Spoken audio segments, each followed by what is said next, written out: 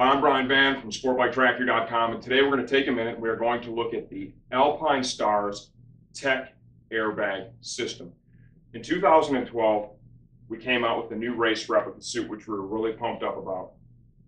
And if you remember way back to that video, the suits came with this Tech Air badge that was able to accept part of the Tech Air system. This part here is basically the diagnostics for the system to let you know if it's ready, if there's any trouble, if you're good to go. It's a 3-light system. We're going to show you how that works. But before we do that, let's just kind of give you a little look at the unit, and I'm going to, in my own terms, explain some of the technology behind it. The first thing that we should tell you is the primary goal behind this system, okay, is to prevent a collarbone injury, because the collarbone injury is the most common in road racing. And by stopping that, you can keep a championship season alive. Or let's say for a regular guy doing track days or club racing, you can make sure that guy can go back to work on Monday, which is just as important as keeping a professional racer's championship hopes alive. Collarbone injury is number one. So don't think of this as a system where a gigantic curtain is going to mysteriously pop off from under your suit and inflate around your helmet and hold it in place. That is not how this one works.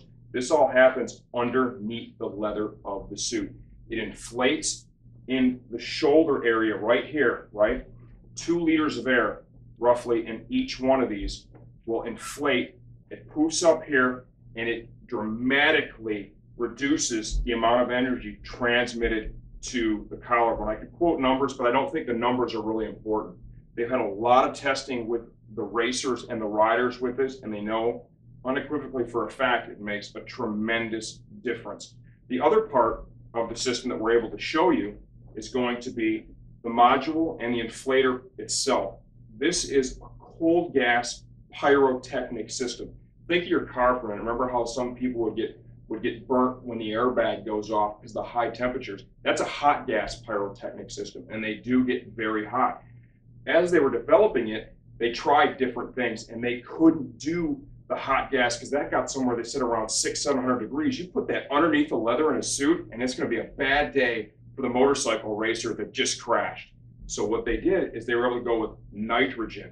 It's got a pyrotechnic that pierces the nitrogen capsule that is, high pressure enough to inflate this very rapidly. 2 liters of air. Notice we have 2 canisters. It's not 1 canister per each bag.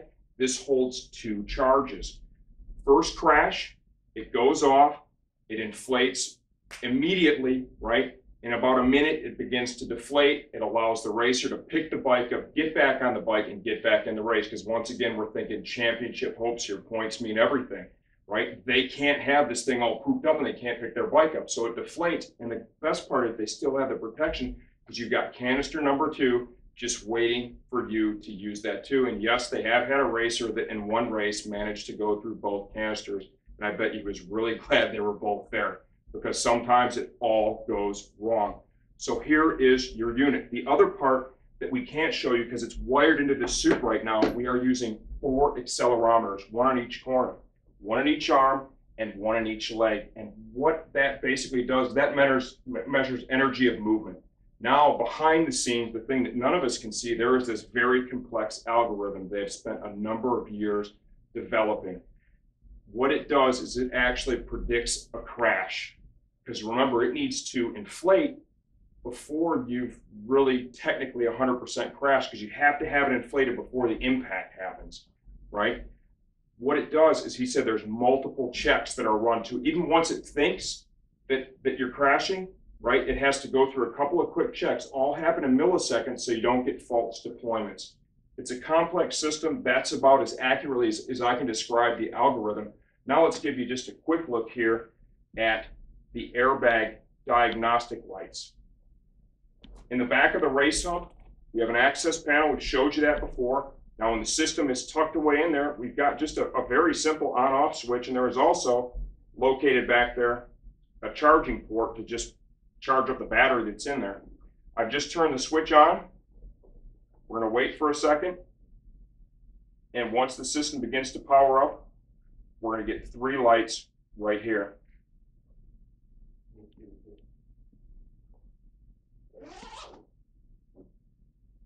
I forgot, you have to have it zipped up. As a safety precaution, there is a magnetic sensor here at the top of the zipper.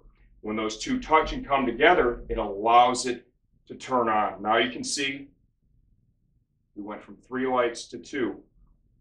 This system is not armed and active until we're green only. What it's going to look for now is you need to be on the bike and on the gas. It needs to feel that energy of motion, right? Once it feels that, it's going to turn that off. You're going to be green only. This baby is going to be ready to rock.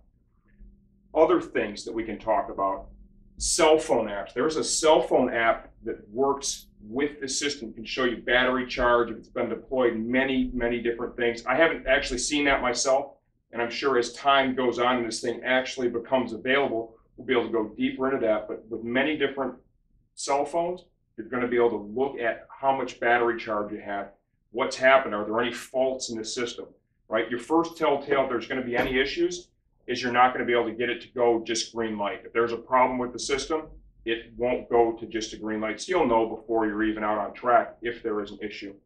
We're really excited by this kind of technology because it can make a huge difference, right, in somebody's experience, whether you're a racer or just a track day rider, because at the end of the day, Alpinestars and us too, we're concerned about everybody's safety. You don't just have to be our guy Martin Cardenas out there riding around chasing a championship, right? They're concerned about him, but they're also concerned about the general consumer because Martin's riding around in basically the same exact suit that you or I can buy right off the shelf.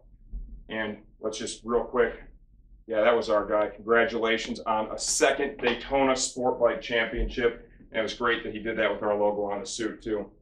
If you have any questions about this, I'm the one that answers the comments on the videos. Feel free to post them in there. I mean, it was a privilege to be able to come here today and handle this stuff because we know that the airbag thing in the US, it hasn't come out as fast here as we've seen things accessible over in Europe because of the different, it's a litigious country for sure, you know, and it's great to be able to touch it. And we really look forward to being able to offer this option to our customers to go with this suit.